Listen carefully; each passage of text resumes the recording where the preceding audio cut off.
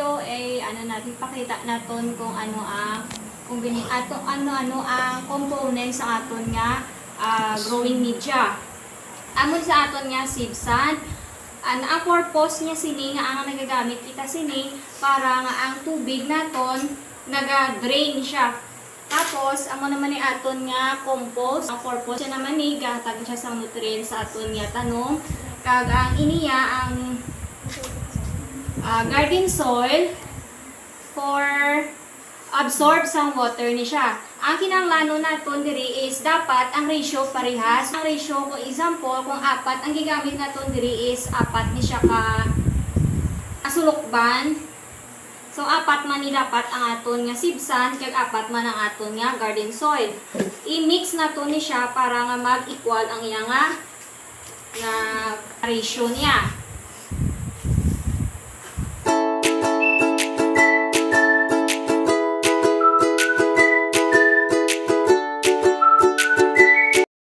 After natin na-mix ang soil media naton, isulod na niya naton sa seedling tray.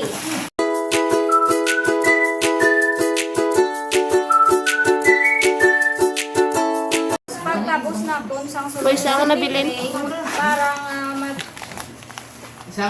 antes kita magtanom, dapat buuan na natin ang ating seedling tray. So, para basi kita magbuo, ang empty nga seedling tray, ipatong lang natin sa ibabaw, kag idugmo.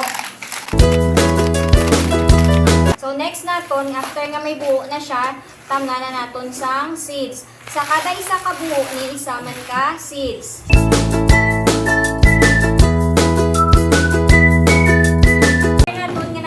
Isa-isa ang kada buo isang seedling tray, i-cover na natin siya. So, sa pag-cover, ang muna na natin.